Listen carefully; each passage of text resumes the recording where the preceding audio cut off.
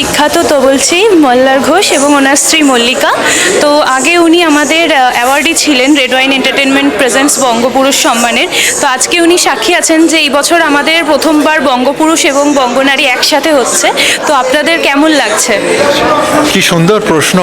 আমার এই প্রশ্নেরই উত্তর দেওয়ার ভীষণভাবে ইচ্ছে ছিল, সেই প্রশ্নটা পেয়ে গেছি। নমস্কার, আমি মল্লার তালবাদ্য শিল্পী এবং সুরকার মল্লার ঘোষ। সঙ্গে আমার সহধর্মিণী মল্লিকা, কবি, বাচিক শিল্পী এবং অভিনেত্রী মল্লিকা ঘোষ।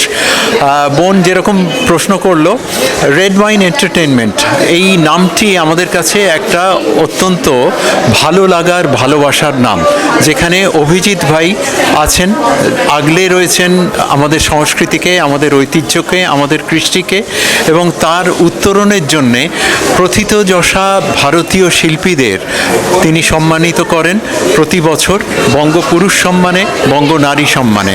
এবং এই বছর আরেকটি ইউনিক ব্যবস্থা করেছেন, বঙ্গপুরুষ সম্মান এবং বঙ্গনারী সম্মানকে যৌথভাবে স্থান দিয়েছেন আইসিসিআরের আজকের অনুষ্ঠানে।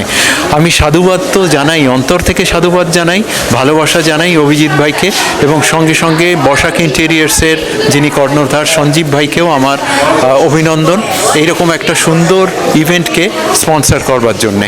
এবং আজকের যারা প্রাপকগণ তাদের অন্তর থেকে মল্লিকা মল্লারের সাধুবাদ এবং অভিনন্দন।